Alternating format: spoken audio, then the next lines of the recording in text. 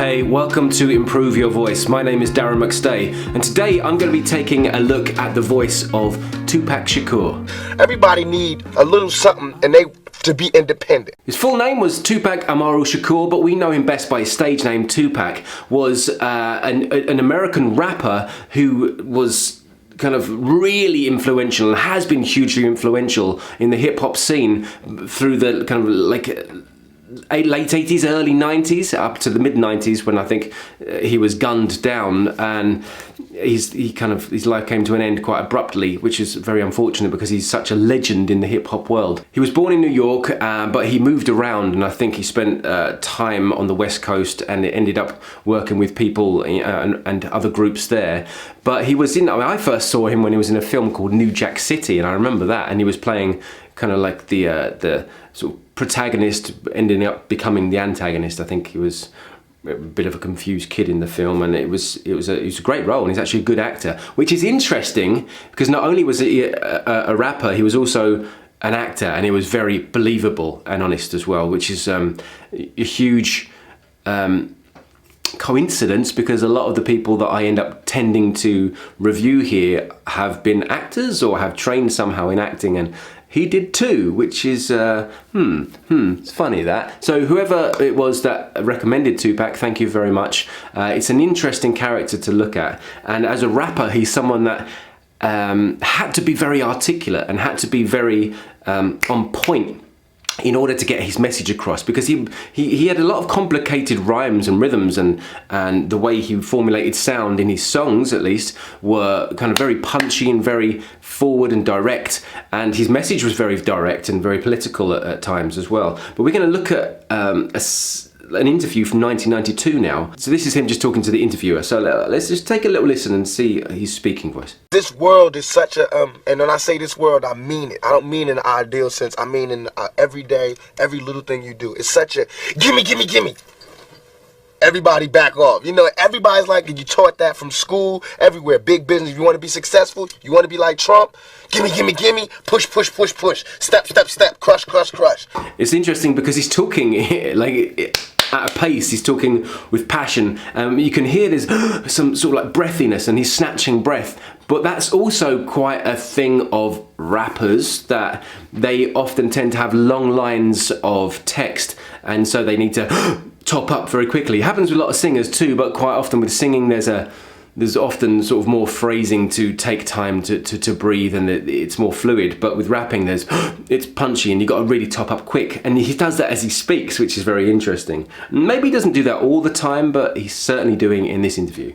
That's how it all is, and it's like nobody ever stopped. Just, you know, I feel like instead of us just being like slavery's bad, slavery's bad, bad whitey, bad whitey. I mean, all right, let's stop that. And everybody's smart enough to know that, I mean, we've been slighted, and we want ours. He's got a little husk to his voice as well. There's a little kind of texture, and I wonder if that's because he's been so like he uses his voice so much that over years it's just kind of become ingrained. And you do hear it sometimes in people who use their voice in a harsh way, like metal singers, rappers, not necessarily opera singers because they're using the instrument in a different way, but people that are usually very passionate music, very emotional music.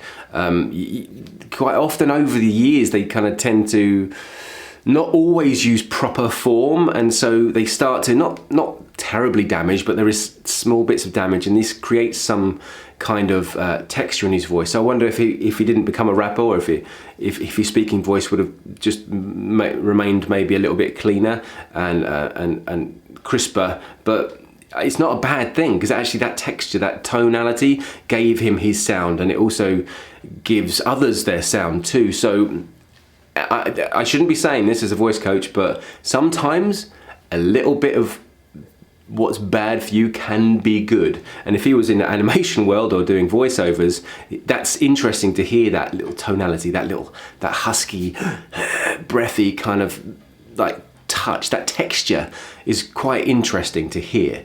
For me anyway. So whether it's come by damage or just because that's literally his genetics, it's hard to say, but I'm guessing it's just from overuse, and it does sound actually quite cool. That's the thing. let's carry on. And I don't mean by like ours, 40 acres and a mule, because we're past that. But we need help. I mean, for us to be on our own 2 feet, us meaning youth or us meaning black people, whatever you want to take it for us to be on our own 2 feet, we do need help. Because we have been here. We have been a good friend. If you want to make it a relationship type thing, we have been there. And now we deserve our payback. It's like you got a friend that you don't never look out for. It's quite interesting that the subjects he's talking about in 1991 here are very prevalent today as well.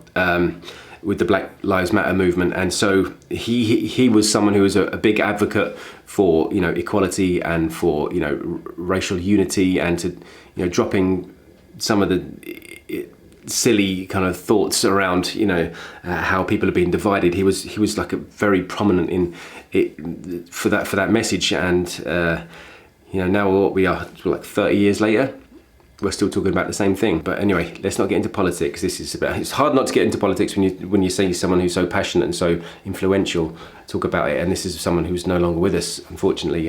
But what is interesting is that he was talking about Trump.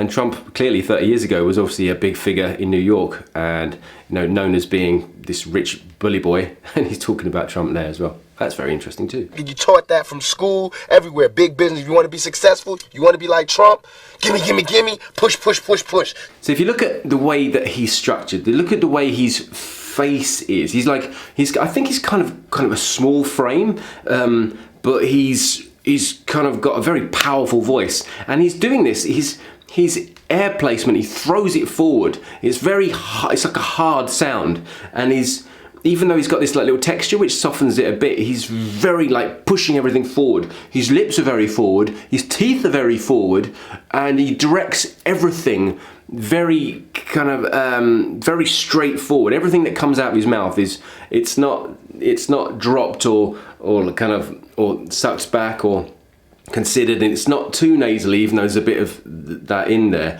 but it's very in the mouth, it's very forward, like this. And again, it could be because he's developed that because he's a rapper, but also knowing that he's from New York, and that's kind of a hard sound, and there's this energy of forwardness, and this. I often find that in big cities, in busy cities, people tend to talk much harder.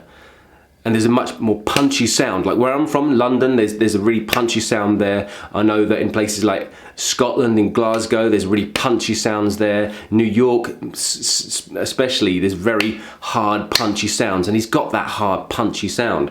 And because he uses the mouth cavity, and so the front of the mouth at the top is the hard palate. And this, if you bounce energy and air off that, creates a very hard sound when you speak. And I think he's doing that, and that's what gives him that punchiness to his accent, to his voice. Push. It's interesting, he speaks so fast that sometimes he doesn't finish words before he goes into the next sentence, but you can still clearly hear him. He's still making himself, because he's so expressive, he's putting his whole body into it. He believes what he's saying, and there's something in that. A lot of people spend too much time worrying about articulation and worrying about how they're saying things and trying to be deep and sound like a leader. This man was a leader.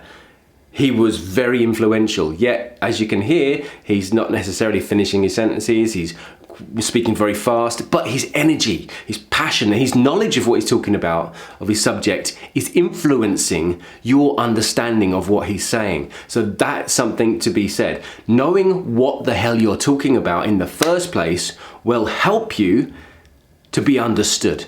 Because somehow you just are able to communicate that, whether or not you have a strong accent, whether or not you mumble, whether or not you can't articulate yourself properly. So that's something to consider.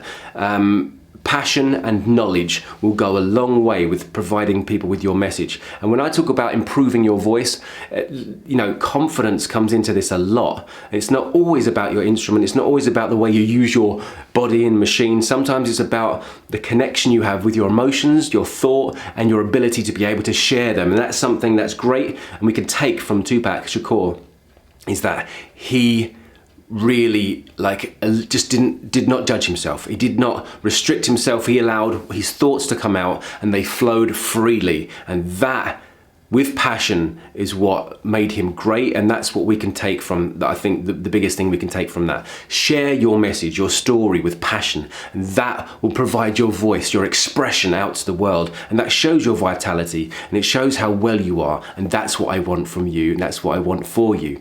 So take that away with you. Thank you for watching this. That is a brief review of Tupac Shakur. Hopefully there's something in there that you can use. My name is Darren McStay. This is Improve Your Voice, and until the next time, look after your voice.